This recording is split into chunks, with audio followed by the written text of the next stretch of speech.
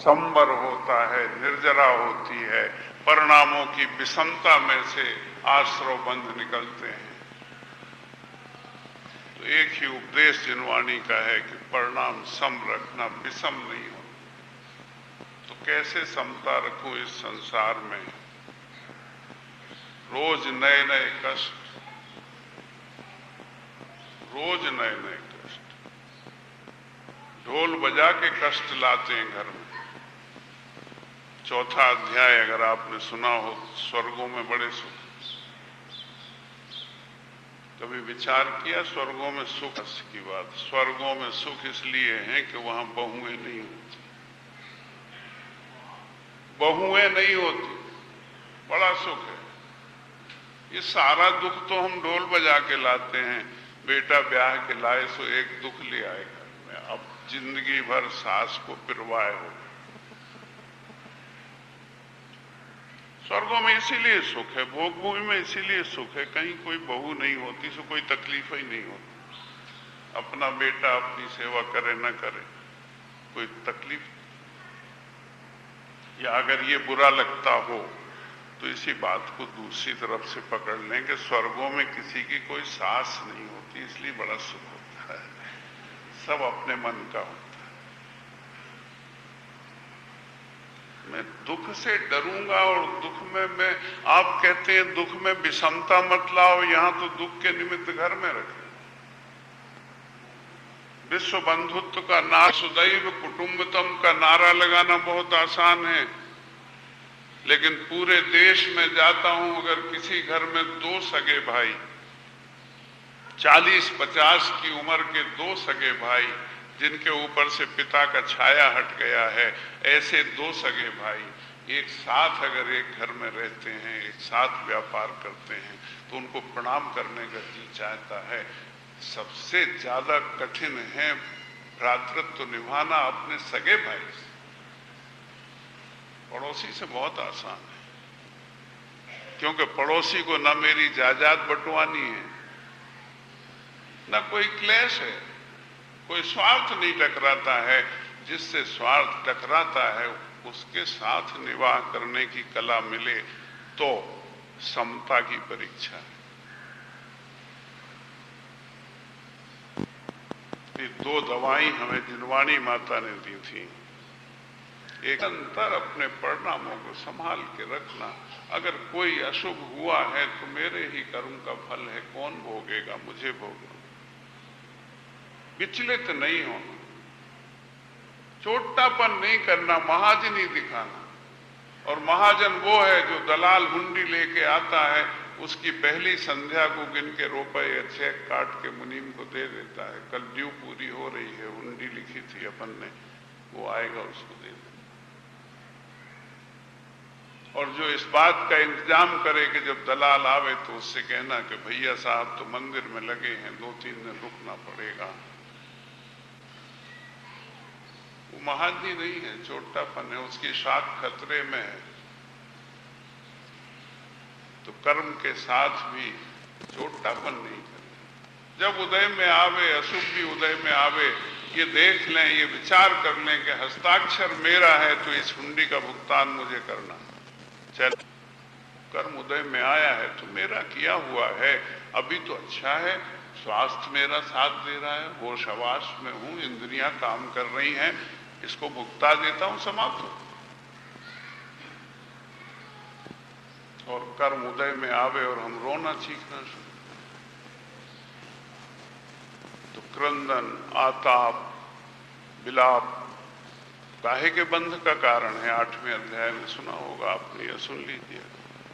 असाता वेदनी के बंध का कारण, तापा क्रंद नहीं।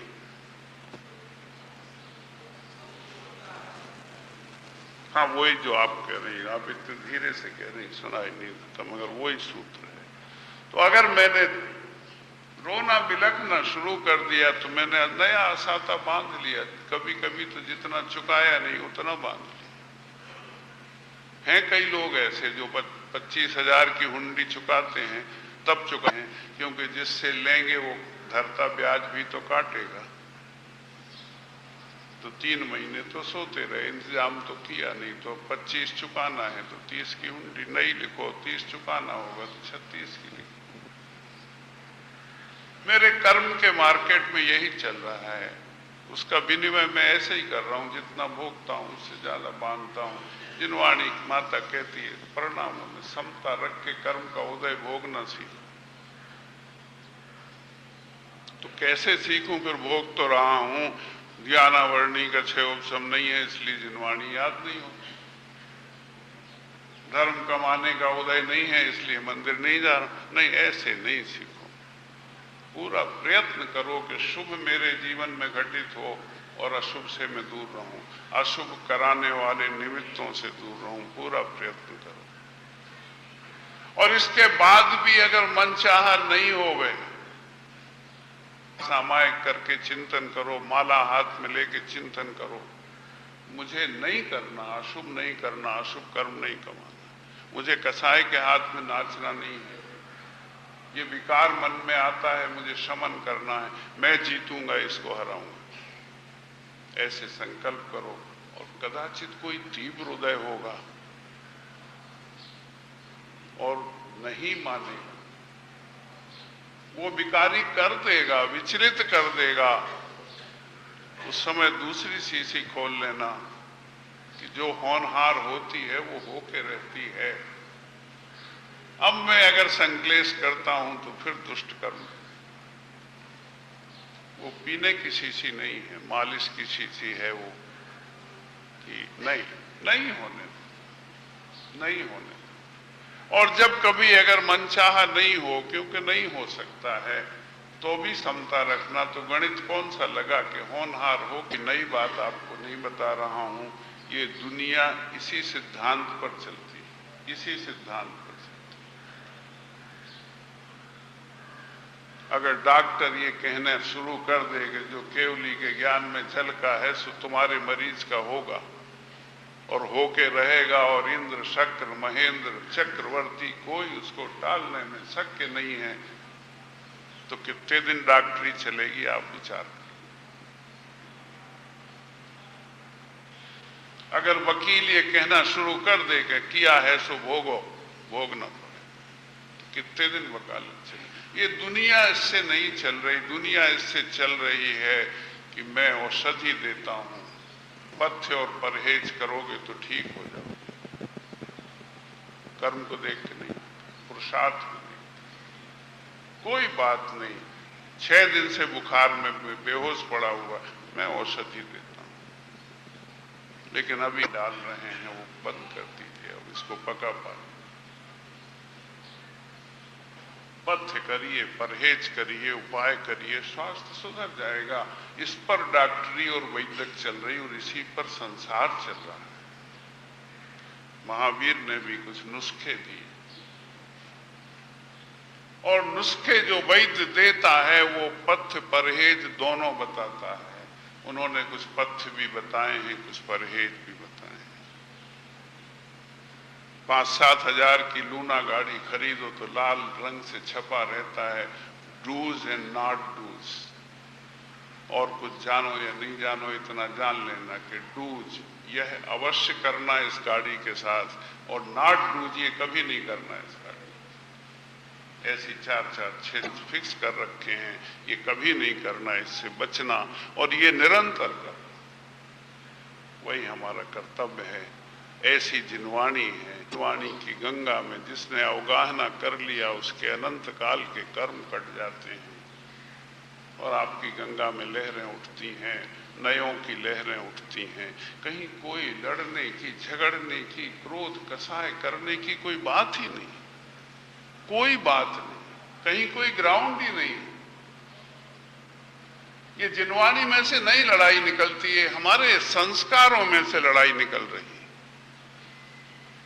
सवेरे 2 किलो दूध आता है, 2 लीटर दूध आता है, रुपया दे देते हैं, बात खत्म हो जाती है। वही दूध 6वीं 8वीं क्लास की कक्षा में रख दीजिए और बच्चों से कहिए जरा नाप के बताओ, आधा घंटा वेट करना पड़ा, 6 उत्तर आएंगे, हर उत्तर सही है और हर उत्तर गलत। क्योंकि हर उत्तर में अप्रॉक्सीमेट लिखा होगा। 2 बच्चे नाप के लाएंगे कहीं 80.13 मिलीलीटर, और अप्रॉक्सीमेट इसलिए है कि मिलीलीटर का जो मिली होता है वो नापने का मेरे पास कोई औजार नहीं। दूसरे बच्चे जवाब लाएंगे कि 1 किलो 778 ग्राम और 65 मिलीग्राम है, और अप्रॉक्सीमेट लिखा है क्योंकि मिलीग्राम के पार्ट्स नापने की तुला मेरे पास नहीं। 2 बच्चे नाप के लाएंगे कि 87.5 डिग्री है ये टेम्परेचर इसका। 2 बच्चे लाएंगे कि इसकी ह्यूमिडिटी, इसके वाटर कंटेंट्स इतने हैं। 2 बच्चे लाएंगे कि इसका प्रोटीन इतना है। 2 बच्चे लाएंगे कि व्हाइटनेस 95% है, 5% येलोनेस है, इसमें पीलापन है। कहीं लड़ाई की गुंजाइश है? मुझे बताइए। जिसके हाथ क्या बात बोलते हो, कहाँ का ये 2 लीटर लगा के रखा है, ये तो 1.25 किलो है। जिसके हाथ में टेम्परेचर है वो ह्यूमिडिटी नापने वाले से लड़े? सारे उत्तर सही हैं, दूध एक ही है, सारे उत्तर सही हैं। आपका अभिप्राय क्या है, आप क्या जानना चाहते हैं उसमें से, और आपके हाथ में नपना कौन सा है वो उसमें देख लीजिए। निश्चय नहीं कि आत्मा अलग होती हो, व्यवहार नहीं कि आत्मा अलग होती हो, की परिणति को नापना हो तो कैसे नपेगी, और आत्मा के द्रव्यत्व गुण को नापना हो, आत्मा की शक्ति को नापना हो तो व्यवहार नहीं अंधा है, वो निश्चय नहीं से, वो द्रव्यार्थिक नहीं से नपेगी। माता का दूध औगुन करे, जिनवाणी कसाय करने कोई पता नहीं बच्चा क्या खा के आया है, उसका विकार निकल रहा है, और हम माता के दूध को दोष दे रहे हैं। बात ठीक। महावीर की वाणी ऐसी नहीं है। वस्तु में सब कुछ है, सब कुछ है। क्या देखना है आपको, क्या क्या है वस्तु में? अनंत है। आचार्यों ने कह दिया अनंत गुण हैं, और हर गुण की अपनी अपनी पर्याय चल रही है। वस्तु में प्रति समय एक साथ सारे गुण हैं, कभी कोई गुण न घटता है न बढ़ता है। आपको क्या देखना वो देख लीजिए। आपको क्या देखना है इसी का नाम तो नए है,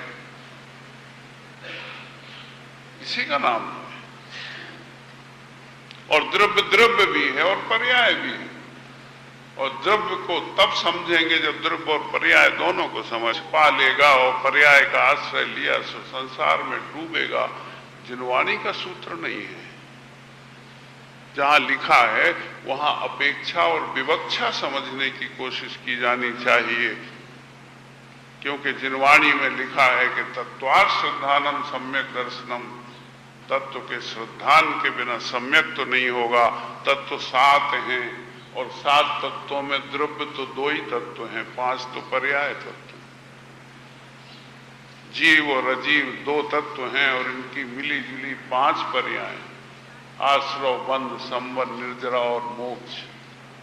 जितना तत्व है उससे 2.5 गुना, जितना द्रव्य है उससे 2.5 गुना नंबर पर्यायों का है, तब सम्यक दर्शन होता है। हम कैसे नियम बना रहे हैं कि अगर हमने पर्याय पर दृष्टि कर ली, पज्जय मूढ़ा नहीं होना चाहिए। उसका ये अर्थ नहीं है कि पर्याय को दृष्टि में नहीं लेना चाहिए, विमोहित नहीं होना चाहिए। द्रव्य अनादि अनंत है, पर्याय नाशवान है। पर्याय पर विमोहित हो गया तो रोना पड़ेगा। समंतभद्र स्वामी ने श्लोक लिख दिया, घट मौली सुवर्णार्थी।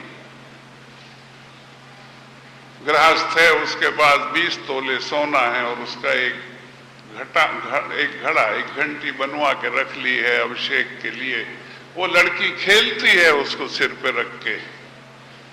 अब बेटा बड़ा हो गया, एक दिन उसने किसी को मुकुट लगाए देखा, उसने कहा पापा मुझे मुकुट चाहिए सोने का। ठीक है, लड़की ने बहुत दिन खेल लिया, घड़ा बना के सुनार से कहा इसका मुकुट बन। वो बड़ा आश्वस्त है कि जो सुनार को जो पैसा दिया है वही भर खर्चा हुआ, मेरा सोना जहां का तहां है, मुझे कोई घाटा नहीं हुआ। लेकिन लड़की रो रही है और लड़का फूला फिर रहा है, नाच रहा है, क्योंकि उसको मुकुट मिल गया और लड़की रो। ऐसा पर्याय विमोड़ नहीं होना चाहिए। वो गृहस्थ की तरह द्रव्य पर ध्यान रखना चाहिए कि मेरा द्रव्य तो यथावत है, ये तो बच्चों का खेल है, इसका भी मन रह जाए, खत्म। इसका ये अर्थ नहीं है कि पर्याय को देख लिया तो संसार में फंस जाओगे और द्रव्य को देखते रहोगे तो मोक्ष हो जाएगा। जिन वाणी नयों से चलती है, नए से नहीं चलती। विविध है नए कल्लोल विमला। इस विविध शब्द को अंडरलाइन कर लेना महावीराष्टक में, तो महावीराष्टक समझ में आएगा, नहीं तो नहीं आएगा। निश्चय नए कल्लोल विमला नहीं लिखा, व्यवहार नए कल्लोल विमला नहीं लिखा। दोनों की खींच करना, जिनवाणी का मजाक, ऐसी आपकी वाणी है भगवान। अगला बोलिए, अनिर्वारोद्रेकस त्रिभुवन जयी काम शुभटा। वारोद्रेकस त्रिभुवन जयी काम शुभटा, कुमारावस्थायाम अपि निज बलाद येन विजिता। और स्फुरिन नित्यानंदो प्रशम पद राज्याय सजिनः महावीर स्वामी नयन पथ। हे भगवान, एक ऐसा सुभट राक्षस इस लोक में है जिसने सबको पछाड़ रखा, जिसका उद्रेक अनिर्वार है, जिसका उद्रेक निपटाना, जीतना आसान नहीं। ऐसा एक राक्षस तीन लोक में अपनी विजय का झंडा फहराता हुआ खड़ा है। कौन है वो राक्षस, कौन है वो भट्ट? अनिर्वारोद्रेकस त्रिभुवन जयी। आप होंगे त्रिभुवन के पति तो आप बैठे रहिए, एक त्रिभुवन जयी राक्षस भी है जिससे मैं मिल के आऊं। कौन है वो? काम लोगों के जीवों को बस में कर रखा है। विस्तार से करना पड़ेंगे। काम का अर्थ केवल शारीरिक तृप्ति या शारीरिक विषय भोग नहीं है। इस काम से एक शब्द बनता है जो सुन लेंगे तो सब समझ में आ जाएगा, कामना। वो काम से जितने प्रकार की इच्छाएं और अभिलाषाएं हैं वो सब इस काम में गर्भित है। काम सुखता, इसमें भूतकाल के भोगे हुए भोगों का संकल्प भी शामिल है। इसमें शरीर को आराम पहुंचाता हुआ लगने वाली वस्तुओं का संग्रह भी शामिल है, सब कुछ शामिल। ये काम का सुभट तीन लोक में झंडा गड़ा के खड़ा हुआ है कि कोई मुझसे जीत के दिखाए, और कोई नहीं जीता आज तक। मगर भगवान आप धन्य हैं, आपने उसे जीता। जीता भर नहीं, कुमारावस्थायाम अपि, को परिचित होने का भी अवसर नहीं दिया, हाथ मिलाने का अवसर नहीं दिया और पछाड़ दिया। कुमार अवस्था में आपने उस काम को जीत लिया। और आपने एक और, मैं आपकी स्तुति करना चाहता हूं भगवान, कि चक्रवर्ती भी जीतता है तो चतुरंगड़ी सेना लेके जीतता है। आपने तो अपने अकेले बल से जीत लिया उसे, आपने कोई सेना नहीं उठाई। निज बलात् येन विजिता, कुमारावस्थायाम अपि निज बलात् येन विजिता। मेरे जिस भगवान ने कुमार अवस्था में उस काम को अपनी शक्ति से जीत लिया, बिना किसी की सहायता के जीत लिया। और इसीलिए तो निरंतर आनंद के सागर में आप डूबे रहते हैं। जो काम में से आनंद ढूंढते हैं उनका आनंद का क्षण बहुत सीमित है, और आपने आनंद उस काम को पछो गया है। स्फुरन नित्यानंदो, और वो आनंद कहीं और से नहीं आ रहा है। काम और वासनाओं को पूरा करके जो आनंद आता है वो किसी ना किसी पर पदार्थ में से आता है, और वो पदार्थ खंडित हो जाए, जीर्ण शीर्ण हो जाए, पुराना हो जाए, तो आनंद की मात्रा घटती जाती है। लेकिन आपके भीतर जो आनंद आ रहा है वो स्फुरन नित्यानंद, भीतर से उसका झरना झरना शुरू हो गया है और अनंत आनंद आपका गुण बन गया है, विकसित हो गया है। मैं आपको प्रणाम करता हूं। अपने बल से कुमार अवस्था में आपने उस त्रिभुवन जयी काम राक्षस को पछाड़ दिया और आपके भीतर से अपनी ही शक्ति से पछाड़ा और आपके भीतर ही आनंद का निर्जन स्फुरन नित्यानंदो प्रशमितमयी। अभी आ रहा हूं ना वहां, आप हमारे आगे न चलो, संगे संगे चलो। प्रशमितमयी बात क्या, प्रशम पद राज्याय सजिना। और जब वो आनंद निर्झरित हुआ आपके भीतर तो आप अहंकारित नहीं हुए, आपने किसी का मजाक नहीं उड़ाया कि तुम बैठे रह गए और हमने पा लिया। आपने प्रशमता पूर्वक उस पद को प्राप्त किया जिसे मैं जिन पद कहता हूं। यही तो जिन पद है कि आपने विकार को जीत लिया, इसीलिए तो आपको जिन कहता हूं। प्रशम पद राज्य आए, तीन लोक का ये राज्य है आपका कि तीन लोकों में जिसे कोई नहीं पछाड़ पाया उसको आपने पछाड़, जिसने तीन लोक को पछाड़ दिया है उसको आपने पछाड़ दिया, इसलिए तो आप जिन हैं। प्रशम पद राज्याय सजिनः महावीर स्वामी नयन पथगामी भवतु मे। बोलिए। महामोहातंको प्रशमन पराकस्मिक विषंग निरापेक्षो बंधुर विदित महिमा मंगल करः शरण्यः साधूनाम भव भय भ्रताम उत्तम गुणो महावीर स्वामी नयन पथगा। हे भगवान, मैं बड़े विषहले रोग से पीड़ित हूं। आतंक नाम रोग का है, महान रोग मुझे लगा हुआ है। कितने भवों से, कितने संसार अनादिकाल से मैं उस रोग से ग्रसित हूं। कौन सा रोग है आपका वो तो मुझे मालूम। मोह करो, इस मोह में राग द्वेष भी शामिल हैं और मिथ्यात्व। इस रोग के लोभ और मिथ्यात्व, इस रोग से मैं अनादिकाल से पीड़ित हूं। महामोहातंको प्रशमन पराकस्मिक विषय। और मुझे आज मालूम पड़ा कि इस रोग को प्रशम करने वाले अपर भिषक अद्वितीय वैद्य हैं आप। आज गठ गई, मैं बढ़िया रोगी हूं और आप बढ़िया वैद्य हैं। आज अपन दोनों सामने हैं, आज तो मेरा रोग खंडित होकर रहेगा।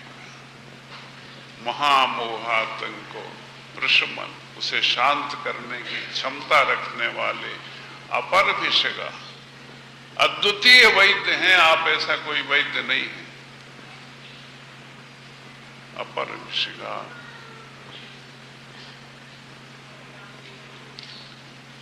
निरापेक्ष। और मैं संकोच करता कि कोई बड़ा वैद्य मिलेगा तो उसकी फीस कहां से। ये भी मेरा भाग्य है कि निरपेक्ष बंधु हैं आप। संसार के जीव मात्र की कल्याण की भावना से आप अपनी वैदक चला रहे हैं और बदले में कुछ भी चाहते नहीं, अपेक्षा नहीं करते कि मैं आपको कुछ दूं, कि कुछ चढ़ाऊं, कि कोई विधान करूं, कि कोई झंडा लगाऊं, कि कोई गीत गाऊं। कुछ भी तो अपेक्षा नहीं, निरापेक्षा। समंत भद्र स्वामी ने इसको कहा कि ध्वनिन शिल्प करस परसान मुरजह किम अपेक्षते। निरपेक्ष कैसे कोई काम कर सकता है, इसका कोई उदाहरण बताओ। तो उन्होंने कहा कि दूर मत जाओ, आरती हो रही, जरा तबले वाले को देख। जब वो उंगलियां चटकाता है तो तबले में से ध्वनि निकलती है। तबला क्या मानता है? वाला कुछ नहीं मांगता, उस पर तो ढंग से उंगलियां लगाओ तो सातों स्वर अपने आप निकलते हैं। इस तरह भगवान की छवि से, भगवान की स्मृति से, भगवान की स्तुति से सब कुछ अपने आप निकलता है, कोई लेन देन नहीं होता। निरापेक्षो बंधु। मगर जब मैं स्तुति कर रहा था तो एक सज्जन मिले थे और वो कह रहे थे कि जरा सावधान रहना, जो मुफतिया वैद जो मिलते हैं ये उल्टी सीधी दवाई दे सकते हैं, इनमें ज्ञान व्यान होता, अच्छा वैदारा होता तो मुफ्त में काहे वो करते। लेकिन नहीं भगवान, वो भी मैंने देख लिया। निरापेक्षो बंधुर विदित महिमा। आपकी महिमा के नगाड़े तीनों लोक में बज रहे हैं। आप ऐसे वैसे वैद नहीं है कि घर में नहीं चलती थी सुफेरी लगाने, और पैसे से वैद आप नहीं है। मैंने सुन लिया है कि विदित महिमा मंगल करा, आप मंगल के देने वाले हैं। तीनों लोक में आपकी महिमा घूम रही है, जाहिर हो रही है। इंद्र नाग नरेंद्र साधु आचार्य सब आपकी स्तुति करते हैं, गणधर आपकी स्तुति कर करके थक गए हैं। विदित महिमा मंगल करा, ऐसे आप मुझे मिल गए हैं। निरापेक्षो बंधुर विदित महिमा मंगल करा, शरण्य साधु नाम। और साधु वृत्ति के जो जीव हैं उनके लिए तो तीन लोक में आप ही शरण हैं, और कोई शरण नहीं, और कोई शरण नहीं। पेट भरना हो तो होटल शरण है, मनोरंजन करना हो तो सिनेमा शरण है, गीत सुनना हो तो टीवी और टेप शरण है, लेकिन कल्याण चाहना हो तो एक ही शरण है, और कोई शरण। ऐसे निरापेक्षो बंधुर विदित महिमा मंगल करा, शरण्य साधु नाम भव भय वृताम उत्तम गुण। ये भाव भय को निवारण करने वाले, इस भाव भय से भयभीत देहधारियों के लिए उत्तम शरण है। इससे बढ़िया तीन लोक में कोई शरण नहीं है महावीर भगवान। मेरा भाग्य है मैं आपकी शरण में आ गया। और जब वैद्य जब दवाई देता है तो फिर आपको याद दिलाता हूं कि दवाई से कुछ नहीं होता, तीन चीजों से सब कुछ होता है। अनुपान, पथ्य और परहेज। दवाई का तो नाम है, दवाई का अपना कोई गुण प्रस्फुटित नहीं हो सकता जब तक ये तीन बातें नहीं होंगी, और इन तीन बातों से दवाई की तासीर बदल जाती है। पेट तो लवण भास्कर चूर्ण दही के पानी में घोल के पिला देना ठीक है। और कभी कब्ज हो गया हो, पेट फूल रहा हो, तो वही लवण भास्कर चूर्ण गर्म पानी में पिला देना तो ठीक हो जाएगा। अनुपान से दवाई की तासीर बदल जाती है।